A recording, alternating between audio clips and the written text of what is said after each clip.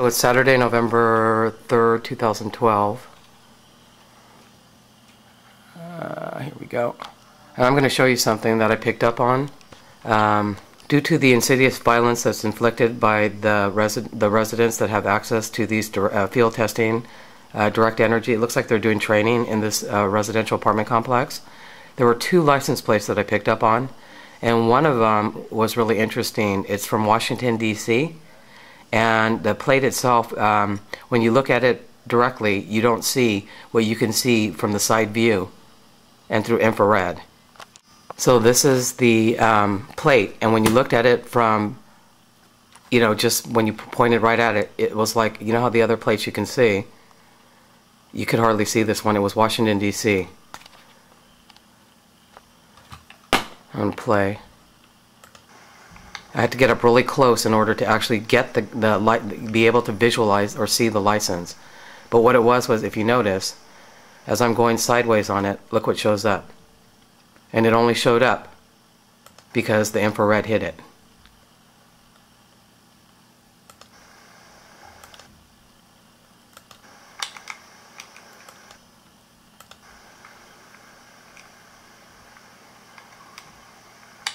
This is a Washington, D.C. plate, DX1825. It's a Toyota Corolla. So let me show you that again. So when I first walked up to it, you couldn't even see the license plate compared to just say this one right here, the one before it. See how easy? This one, you can identify. So it's,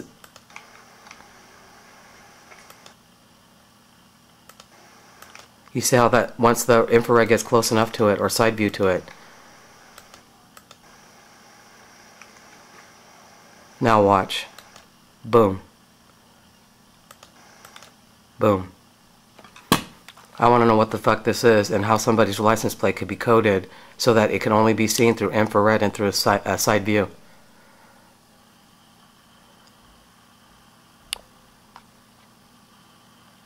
This is the DC car. That special coating that's placed on a license plate. I don't know what the hell this shit is. So if you look at it from far, that's what the infrared picked up. I forgot that I had the infrared on, is basically what happened. And I was like, how come I can't see this license plate? So it's like if someone were sweeping the vehicle, they would know what that meant.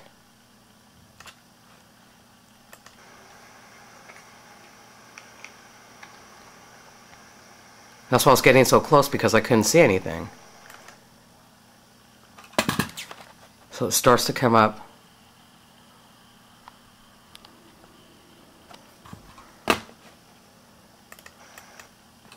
Then it gets, there's like almost, it's almost like two different type of views depending on how the infrared hits it.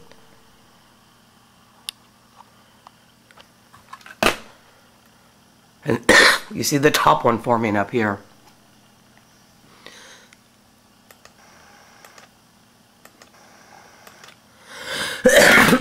I don't know who these fucking people are, but I don't want them anywhere near me. And I mean, I don't want these motherfuckers anywhere near me. I never heard of a license plate from DC, or, you look at the other license plates from the prior video, you don't see any license plate that under infrared does this.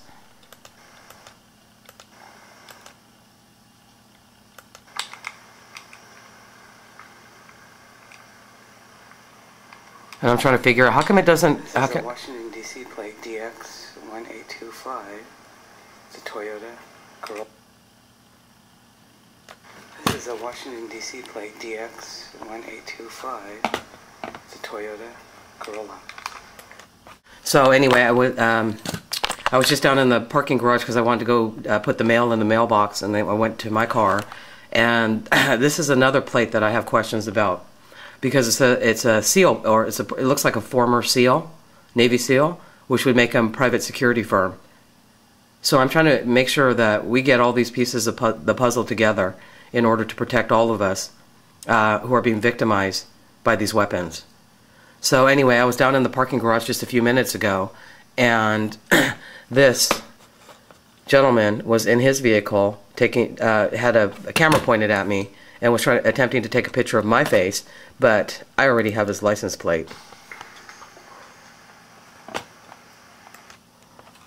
So what does that? What do you think that looks like? 5EAL068.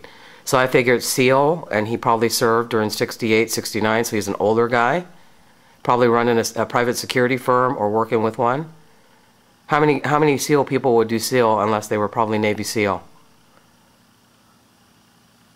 So anyway, this guy was in his car, and as I walked out to the garage, he had a camera pointed at my face from inside his vehicle. So 68, you figure that would probably be when he served or whatever, so he's probably older then. Or that was a unit number, I don't know. Anyone who's a SEAL, you might want to figure out what that is. It's a California plate. It looks like one of